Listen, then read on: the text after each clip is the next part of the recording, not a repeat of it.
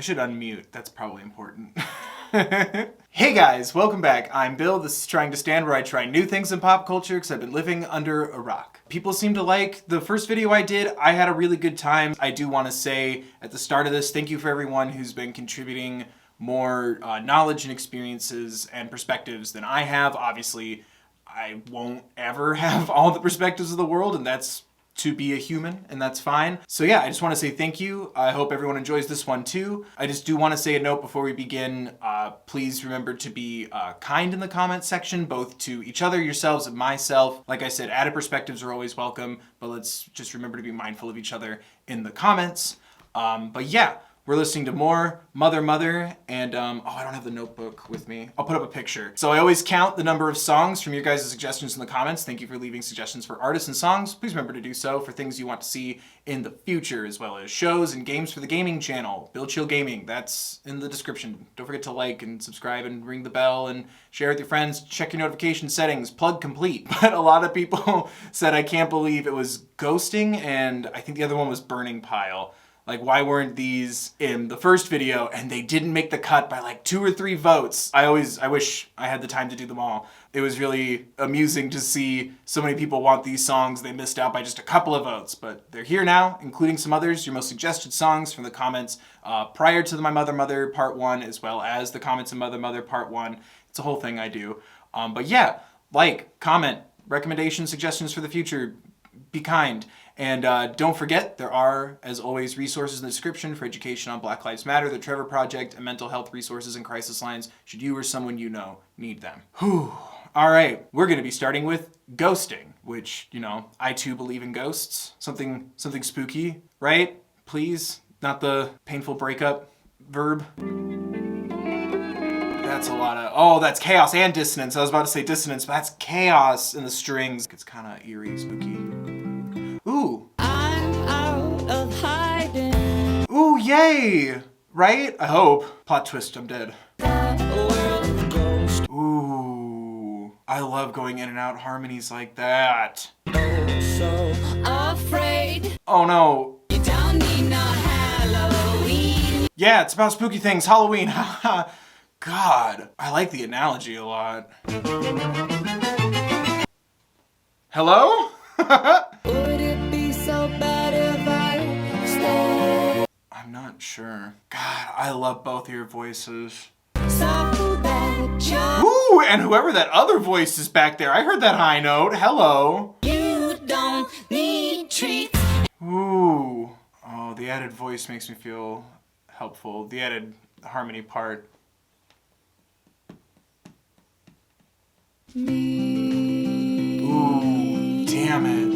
Ooh, but the note. Wow, I loved the feeling and sound of that. That was so fascinating. Like I was saying, I loved the analogy. Like first, I've been ghosting, so like, okay, break up, distance, ignoring you. But then it started to make me think like ignoring like yourself or wanting to like address your stuff. Maybe even let somebody know on your way out that like you're doing better. I'm not 100% sure, but like it was heartbreaking, but it felt like it came from a place of either understanding or a desired understanding of oneself. Like it felt like it came from a more peaceful place. I really enjoyed that. I loved the sound of it, and there was something about adding in like a third layer to the harmonies towards the end where it made me feel like somebody else that was a part of that conversation added in either an agreement or an understanding or like saying goodbye one last time. It was really interesting. I loved the way it sounded. I liked how, like I said, it felt like soft and understanding. Like it didn't feel like it came from a place of rage, just like, not like giving up on yourself, but like knowing when to leave before things maybe get worse. Because like starting with like ghosting and then feeling like you are the ghost or the relationship is a ghost and like I'm not here to bother you. Maybe it's about wanting to apologize or check in with the other person as well as yourself. So this is why I've decided to pull these old white sheets from my head, like finally like lifting the veil off from over your eyes, but possibly even like both of your eyes. Either what you're lacking from what you're receiving in a relationship, but also address myself and apologize, you know, but as well as acknowledge like I too was unhappy, wanting to, you know, give a fond farewell. I love the humanity of, well, maybe I could stay. Like it made it feel a lot more real because obviously like not everybody's going to have that perfect perfect farewell, you know? Ignoring the problem or ignoring the person isn't the best route. And I like that feeling no matter what. Later when we talk about you don't need poltergeist, it could even be like about unfinished business or things left unsaid, like the relationship didn't end in the best of terms and feeling like you're in a position to reach out that olive branch of sorts. It still lingers in the POV's mind like a ghost or a bad memory or in your dreams, but then also exploring the impact that you must have also had on the other person. Anything from like an anxious memory to like actual like trauma and PTSD, like the ghosts. I like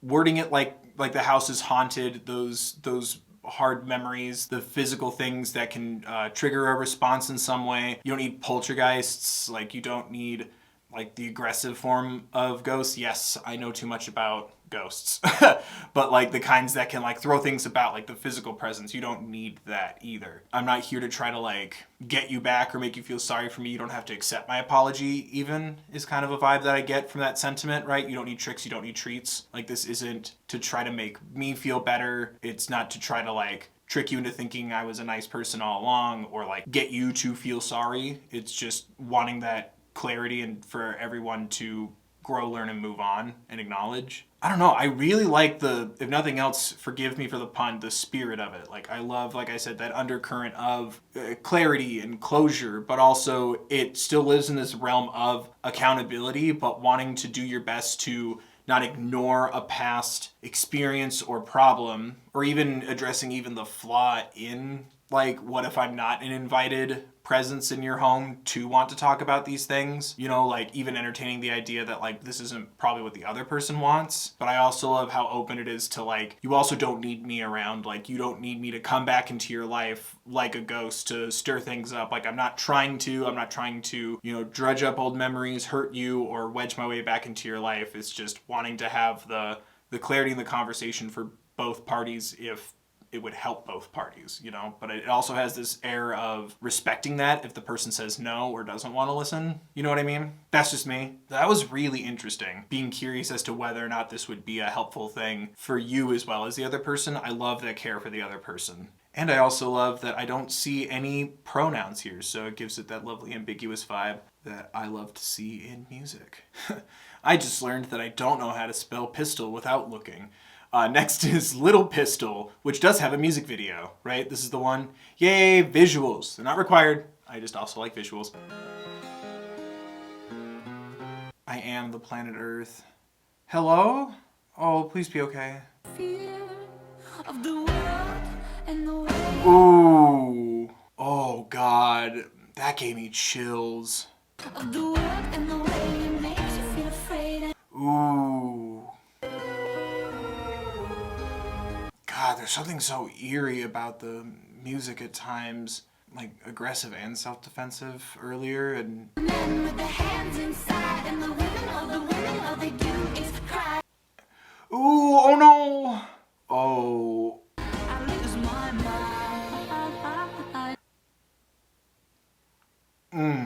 What a liar. Jesus! Ooh, oh, I like that feeling. And yeah, pick the track runner up. That's unfortunate. Ooh, yeah, crap. I really liked that. Although I will say it's not Daniel Radcliffe's fault that last visual made me uncomfortable and unhappy. I really liked that song. There was something so both retrospective and introspective in the thought process. I loved how it kind of like the visuals were something as grand as the universe, and then it went into the individual person. A lot of lyrics and visuals about like your physical body, what's inside of your body, but it also felt like it was about something personal within you. It felt like this is going to be a lot of things that I don't have experience in, so I apologize. I liked this feeling of, I found brimstone in my garden, but like I want brimstone in my garden. It was confusing to me because it's like, I want roses set on fire, and I'm like, what about the roses? But it's like, you know, it's also about like what the POV or entity of the POV like wants. You know what I mean? It's not my roses, what do I care? I liked that feeling of it because it started to, a beat would kind of kick in and there'd be like a little more distortion for a moment, and it felt almost like a reflex or being like defensive. And then the lyric, I pack a little pistol on my pistol belt. I think it might be fear of the world and the way it makes you feel afraid. Being protective or defensive over who you are and wanting to like find your place. And it's like, what if I want brimstone in my garden? Like something that's not, for lack of a better word, like conventional, something different. And I loved this recurring visual of like, there was even a moment where like a gator toy or something like bit a kid's hand and this child's just crying, and then the visuals that went with it, it was like, I don't know, it just made me think of like, you've been experiencing, like you the human being, you the person, you experience pain like your whole life. Like it just kind of put that kind of perspective on things for me. I think that's kind of what it was going for, because you see like children and people of like all ages, right? And then it started making me think about that, like detachment. That's not a word. I'm detached. That's not a word. I'm being silly. Feeling a disattachment from who you are, or moreover, like who you're perceived as. And I loved how it kind of like expanded on the thought, especially with the visuals. Like I said, the different ages, but also like whether it was about like emotions or something like physically with your body. I loved that constant burn, and I don't know, there was something about it where it was like the pain that's involved, like whether it's like from not recognize it in yourself, like talking about fear, talking about being scared. I have a pistol party and I'll kill them all. I think I might be scared of the man and men with their hands inside, and the women, oh the women, all they do is cry, and I lose my mind. It just, I don't know, it took me to this place of anybody at any time can like start a fight and you need to be prepared. Like it makes me think like drawing a pistol, not only wishing for acceptance, like you accepting yourself, but like a universal one too. And there's just the way that it felt, where it felt like it just got like heavier and heavier. And like I said, at times it was like a twinge of pain or even of like anger, but then calling that feeling fear, feeling like you're not only consistently vulnerable to pain, but also consistently in a place where you have to fight for your seat at the table or defend yourself. Like you're always on guard. And there's something about that that's so heartbreaking, but I appreciate the perspective that it puts me in, because that's, like I said, the general vibe of dysphoria that I'm picking up on. It's not something that I relate to personally, but it does kind of give me a window to look at a little bit, a perspective or a lens for a moment. And I've just never thought of it that way. Like your whole life having, like always being afraid, always preparing yourself every day to be wronged or hurt or judged or attacked. It's devastating. But yeah, it's like that paranoia. That's what I'm thinking of. It makes me very unhappy and very angry. But links in the description. Like it felt like something where it's like, please see a wider perspective. And I appreciate also giving that perspective, because I, sit here and support people and equality all I want. Like I'm not going to understand another experience than my own. And I never thought of it that way. Like seeing the baby crying, seeing that like younger, like kind of preteen aged kid, and like seeing like x-rays and stuff popping up, but then also seeing the like, I guess like a runner, an athlete of some kind. But there was something about that where it was like feeling that throughout your life. And it's heartbreaking to think about. While you're not only trying to understand yourself, you have to put up a defense and a counter-offensive measure against others. It's upsetting. Like, it's okay that it's upsetting. To me, it felt like the sentiment was, if you're spending all this energy and time focusing on defending yourself, and like I said, or even a counter-offensive, how much energy is left to spend on acknowledging and understanding and exploring yourself? You know what I mean? The energy that could be put in reserve to, the positives of understanding yourself, instead of the hostility of having to defend yourself from aggression and hate, trying your best to like move forward, very defiant, I guess, is the feeling that it makes me feel. But does that make sense what I'm saying? Ooh, that just like sank into my gut. I can see this song being there for a lot of people who may need it for various reasons, and I hope that everyone is okay. That was just really heavy, and that's okay that it makes me feel heavy. I think that's definitely the point. Whew, all right. Let's burn it all down in a pile. A burning ring of pile. It went down, down, down, and the flames went higher. The burning pile. Nailed it. Ooh, hello, I'm awake. Ooh. Oh Oh, jinx, sorry. What? Hello? I wasn't expecting that. I love that lyric. Almost like a lack of accountability in the lyrics. I love the cohesive chaos when the horns come in. Yeah. Ooh. Oh, I like how it's still kind of going. Like the fire's kind of like either burning out or maybe even spreading. Like it made me think of like embers in the sky. Damn, well that was a really nice sound and very upsetting to think about. Where was it? If I catch fire, then I change my aim, throw my troubles at the pearly gates. It's like if I catch fire, if I take heat, like especially after listing so many things, like referring to financial problems, even like addiction, changing my aim, like redirecting it, throw my troubles to the pearly gates, like I'll blame like God or the universe instead. Like calling it a burning pile with that kind of sentiment puts me in this sense of like the fire like spreading, like it's all these opportunities, every hardship, every setback, like there's opportunities for growth and understanding. And if you're just throwing all, it's not even like be a perfect person and learn from every mistake, but like burning every part of your experience or history as a person, every learning opportunity, every growth opportunity, blaming others, not focusing on the problem of yourself or a tangible, real solution. It's the damage of it. And like I said, at the end, as the music kind of starts to like go and go, like I could almost like feel from the music like the embers like catching wind, because it's still, you know, a burning pile. It makes me think of like burning things, like a burning knowledge or information. Maybe it's about denial? I don't know. I loved the sound of it though. Like it had like a really dark, like an unsettling, like a negative path to be going down. I'm trying to wrap my mind around it. Throwing my troubles at the pearly gates, turning your aim at religion, and then certain religions being about like forgiveness or confession. It's like, nope, never mind, and off you go. Like once it becomes that effort of analyzing or internalizing whatever this issue is for you or these issues, running away from that as well. I like this idea of like the burning pile is kind of you, or rather the POV. The fire can spread. And like I said, like fire doing so much damage, not only to yourself, but also to others and those around you. Without that awareness and growth and understanding, like you can really like, it's harmful, it's painful, damage you as a person even, you know? Like physically as well as like others, as well as emotionally. Pushing everything down, and not even like things that you've done, but also things that have been done to you. You know, like even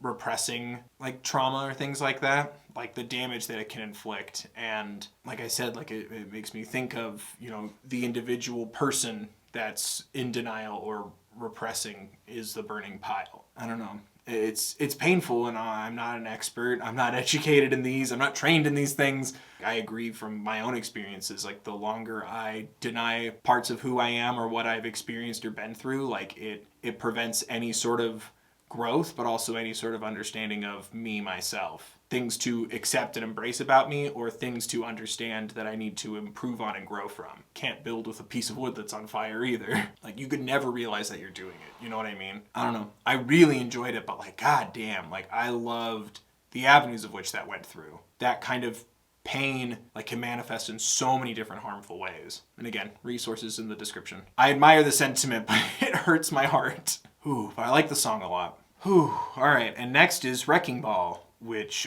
coincidentally enough is the name of a Bruce Springsteen album that really helped me in my life, especially the song Wrecking Ball. I recommend that song if you want to listen to a song that I like. But this is Mother's Wrecking Ball. This is Mother's Wrecking Ball, which is coincidentally the name of my EP, Mother's Wrecking Ball, because I was a C-section. I don't think my mom watches my videos, just in case. I'm sorry, Mom. Ooh, I like that energy. And I put it through the wall. No! Throw my plate against the wall. No, God. I am a fist amidst the hands. Ooh. Fuck, that's really heartbreaking, but I like that lyric, a fist amidst the hands. No, now is not the time for harmonies. You gotta wanna break the heart. Ooh, No, or leave it be.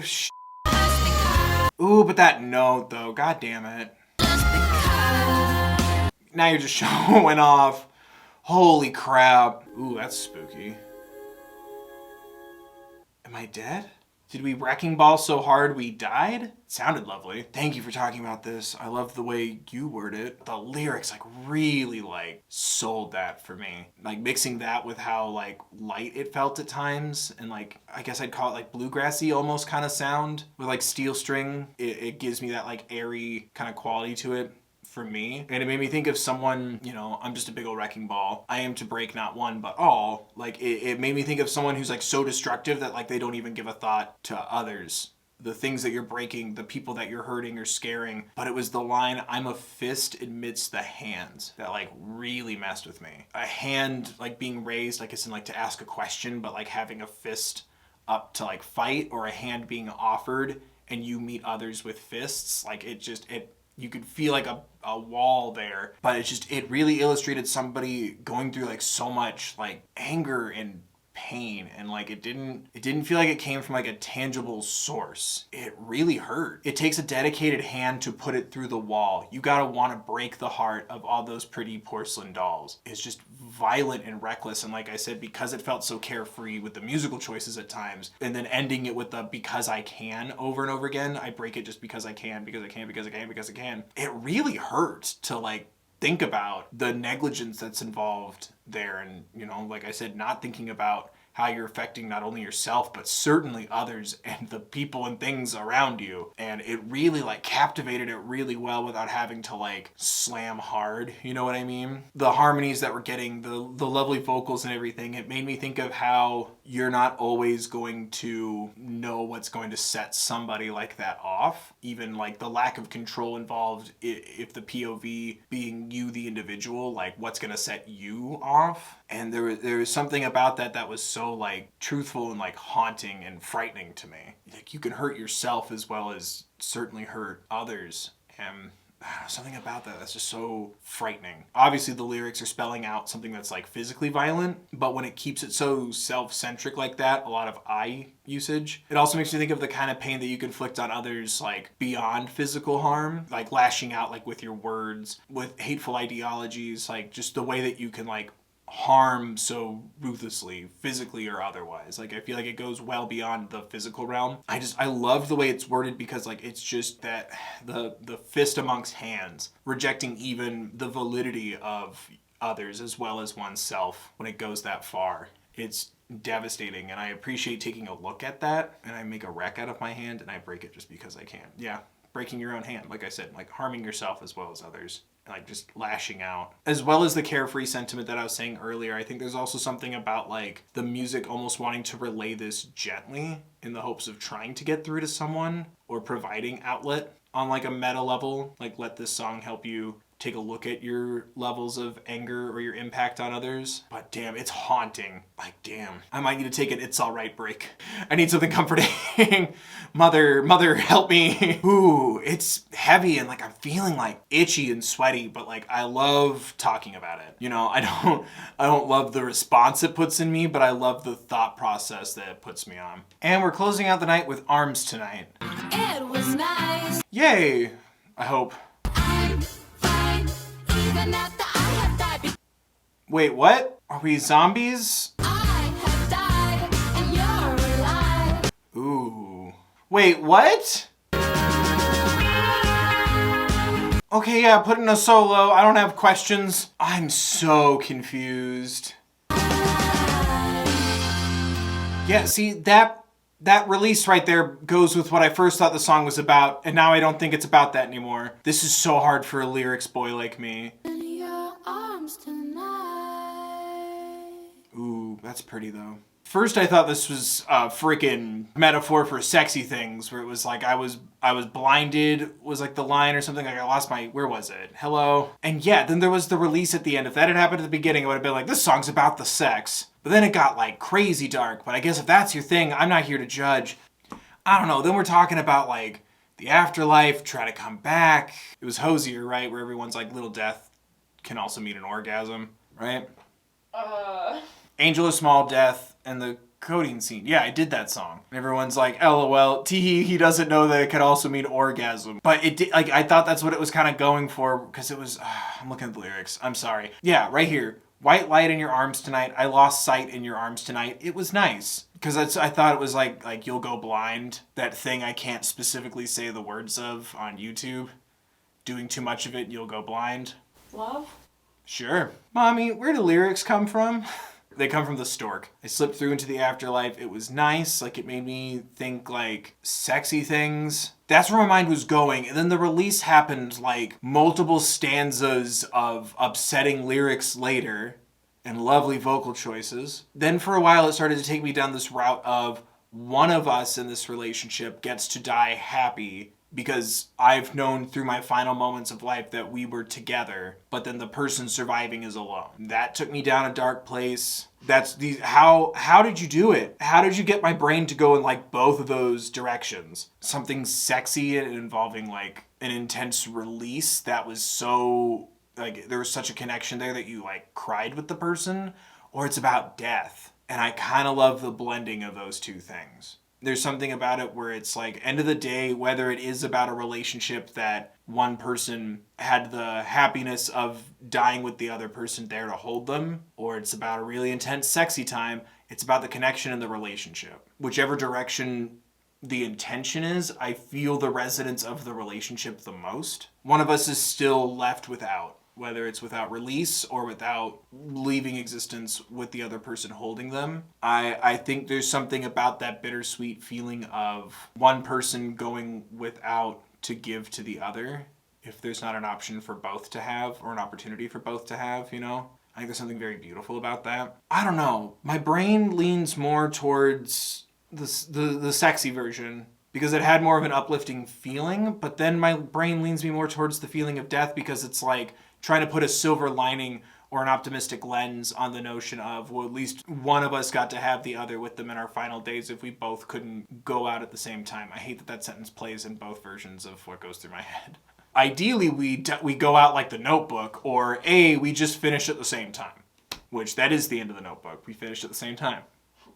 It's the devil's music, this orgasm of death. But like I said, though, whichever route it is, I really don't care. I like that my brain goes back and forth between the two. I love how it's like, end of the day, about the relationship. The holding hands session, or the fact that it hurts that not both of you got to finish at the same time, finish life at the same time. One of you got to be there and facilitate and help the other, and maybe you'll think of them when you help and facilitate yourself. Okay, I'm done. I can't keep doing this. I can't say a sentence that doesn't then do something to the other route. The other route, eh? Thinking of the person in your final moments before the release.